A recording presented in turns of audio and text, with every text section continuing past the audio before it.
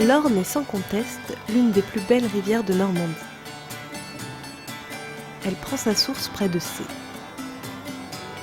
Après 175 km de lacets dans la Suisse normande et la plaine de Caen, elle se jette dans la Manche, se retrouvant propulsée au rang de fleuve. L'Orne, comme beaucoup de fleuves, attire depuis longtemps l'homme sur ses rives.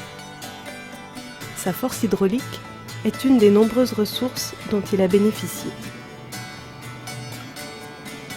Ainsi, depuis le XIXe siècle, de nombreux ouvrages jalonnent son cours. Parmi eux, le barrage de Lanfernet. L'usine a été créée en 1860 au bord de l'Orne, justement, au bord de l'Orne, parce qu'il fallait de la force motrice, donc il y avait une turbine qui existe toujours mais qui n'est plus du tout en fonction.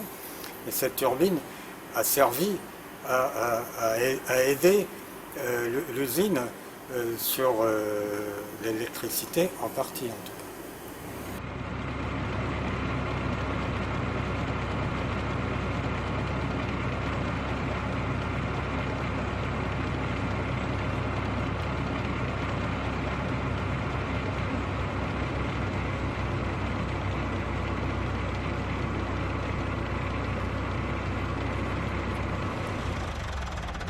On était face à un ouvrage qui était en totale désuétude, totalement vétuste, où l'usage avait complètement disparu suite à la tempête de 99.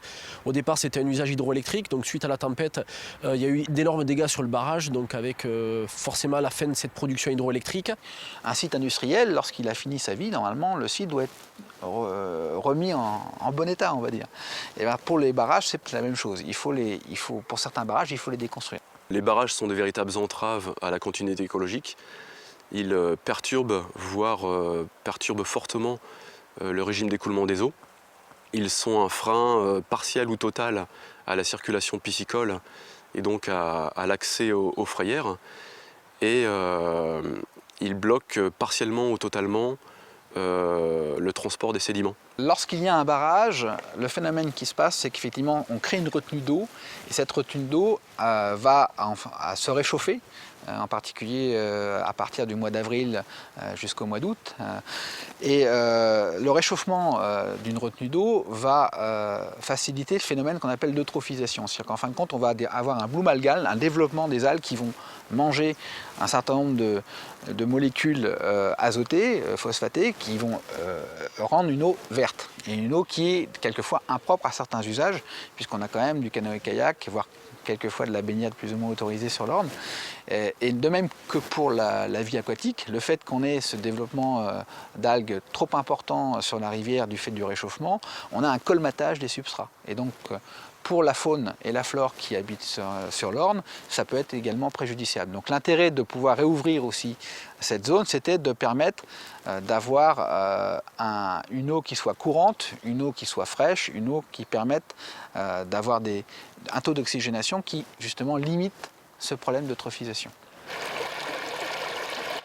La mission de l'agence de l'eau, elle est très simple, hein, c'est atteindre le bon état des eaux souterraines, des eaux superficielles, pour respecter les engagements de la France vis-à-vis de l'Europe. La Bourse Normandie a une responsabilité nationale, et je dirais même européenne, en termes de grands migrateurs, puisque c'est l'un des rares endroits en Europe, avec la Bretagne par exemple ou d'autres, où on a à la fois des rivières assez courtes et encore d'assez bonne qualité, qui permettent aux grands poissons migrateurs, que sont le saumon et le truite de mer, de pouvoir se développer. Donc il y a divers moyens d'arriver au bon état écologique. Et parmi ces moyens, il y a le rétablissement de la continuité écologique. C'est-à-dire à la fois faire passer les poissons, c'est une très bonne chose, mais également faire transiter les sédiments. La circulation de ces sédiments en fait, contribue à la recharge des frayères, puisque les sédiments sont support de frayères, notamment pour les salmonides migrateurs, truites de mer et saumon. En supprimant un ouvrage, on restaure donc des faciès courants et donc en quelque part on restaure des milieux susceptibles d'être utilisés par ces grands migrateurs pour se reproduire. Et l'objectif c'était de redonner à la rivière son espace de mobilité en ouvrant ce barrage qui va permettre de rétablir le transport solide. Les alluvions vont pouvoir repartir vers l'aval et d'assurer la libre circulation piscicole puisque les espèces, en particulier les espèces migratrices qui sont assez fortes ici comme le saumon, l'anguille, la lamproie, vont pouvoir remonter facilement à travers l'ensemble du site. Après cette phase, je dirais, d'étude initiale où il a fallu démontrer un certain nombre de choses sur le plan technique et sur le plan scientifique, après il y a l'acceptabilité sociale. Ça c'est vraiment très important dans nos projets. C'est-à-dire que pour qu'un projet soit réussi, il faut que tout le monde soit d'accord. Et ça c'est le plus dur. Et c'est un peu notre rôle d'architecte un petit peu. On a un rôle technique, mais aussi on a un rôle de facilitateur et de communicant. On a essayé à travers des réunions d'information, des réunions de concertation, à ce que tout le monde puisse être d'accord sur un projet. L'opération a été un petit peu difficile à mettre en œuvre parce que évidemment on a changé le paysage et dès qu'on change un paysage, on change un peu la culture, l'environnement, les gens sont toujours un petit peu réticents. Bon, ici ça s'est bien passé parce que très tôt nous avons associé l'ensemble des partenaires. Donc une fois qu'on a fait cette ingénierie-là, il faut bien évidemment aider le propriétaire, et là c'était M. Gosselin, à trouver une entreprise dont c'est la spécialité aussi, de travailler sur les milieux aquatiques avec l'entreprise La Fosse qui est une entreprise de la région. Et donc notre travail après, ça a été effectivement de suivre l'ensemble du chantier, depuis le démarrage jusqu'à la réception des travaux.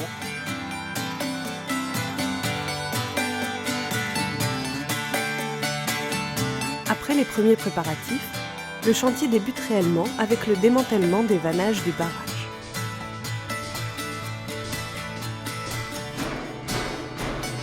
Puis, les brises-roches hydrauliques entament la déconstruction de l'ouvrage.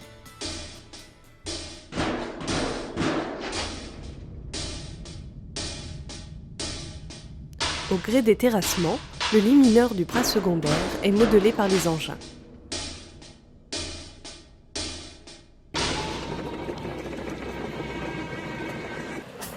Dans certains cas, les travaux ne peuvent se limiter à la suppression de l'ouvrage. D'autres aménagements sont nécessaires pour ne pas fragiliser les infrastructures existantes ou créer un préjudice aux riverains et autres usagers.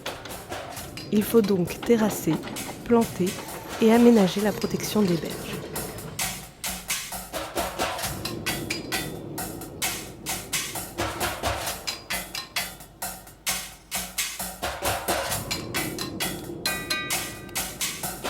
Ces aménagements légers permettront d'assurer un maintien minimum des berges, tout en autorisant un ajustement en douceur du nouveau lit au gré des crues. Le développement de la végétation rendra progressivement au site son caractère naturel.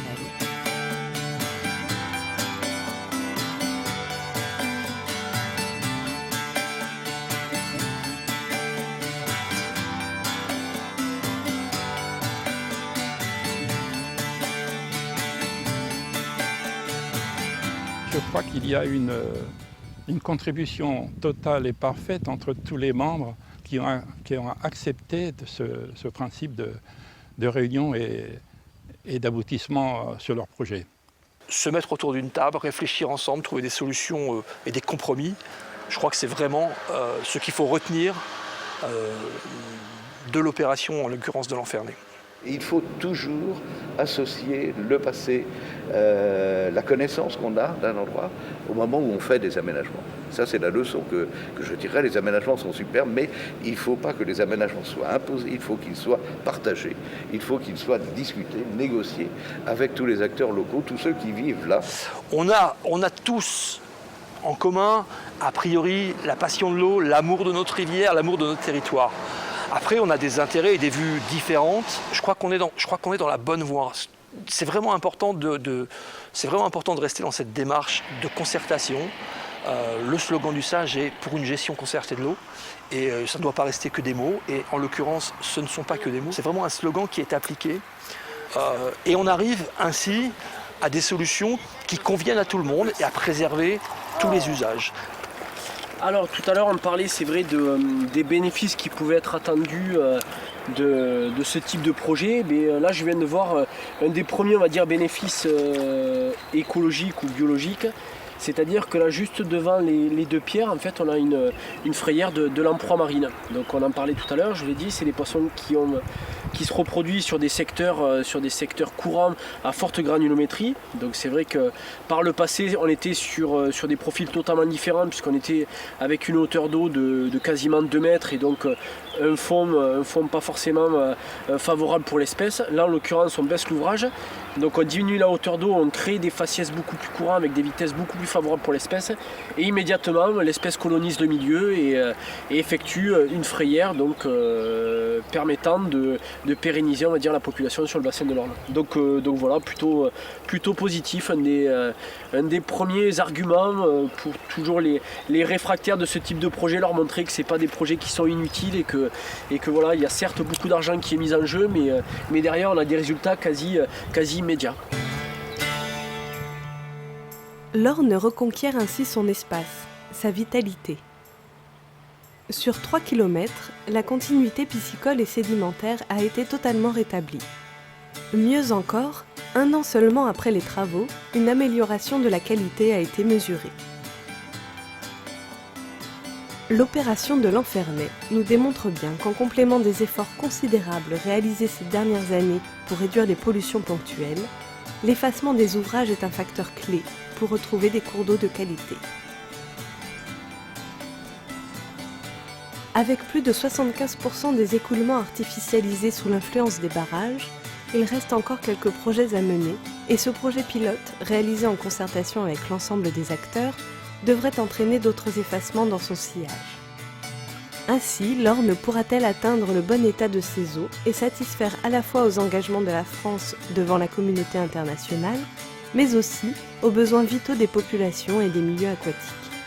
Car s'il est une leçon à retenir de cette opération, c'est que l'on ne pourra pas atteindre cet objectif de bon état sans effacer la plupart des ouvrages qui, faisant obstacle, endommagent gravement nos rivières. En effet, l'eau et les milieux aquatiques sont des ressources et un patrimoine essentiel pour l'humanité.